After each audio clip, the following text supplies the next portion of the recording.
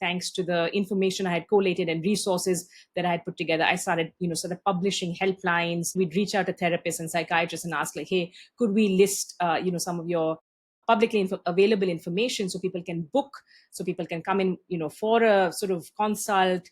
And this seemed like a good place to start. I always think that it's important for us to get as much credible information out there. And from that, I put together a first piece, which I'm going to share and link in the show notes, a very basic piece on mental health, much like the articles I'd written before or stories I had done before. And it became a kind of call to action, because very quickly people started writing in, a few people, and I think it did start with 2 or 3 people who shared that they would like to write about their own experiences when it comes to mental illness, and they would not like to share with their own names, so they're 2 anonymous and 1 pseudonym.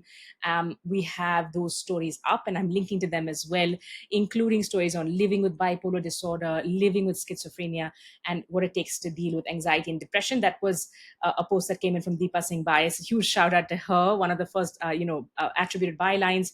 We also had some incredible therapists and psychiatrists who we reached out to. Now, before I started publishing the stories, I, of course, spoke to several mental health experts to ask them some of the do's and don'ts. What are the ethics around this? Can I commission content?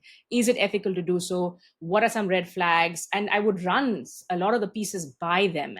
And those are the folks I do have to thank by name. I'd like to thank psychologists Arpita Anand, Ratna Golaknath, Varkha Chulani, psychiatrist Dr. Achal Bhagat, Dr. Amit Sen, Dr. Samir Parekh, and Professor Vindhya Unudurti in Hyderabad. These are the first, really the core advisory group, who'd really help think through some of the questions I was getting, some of the questions I had in mind. So you can see that it's not just a one-person effort. These are all people who tamp down any natural skepticism as to whether we would survive a few months, let alone years.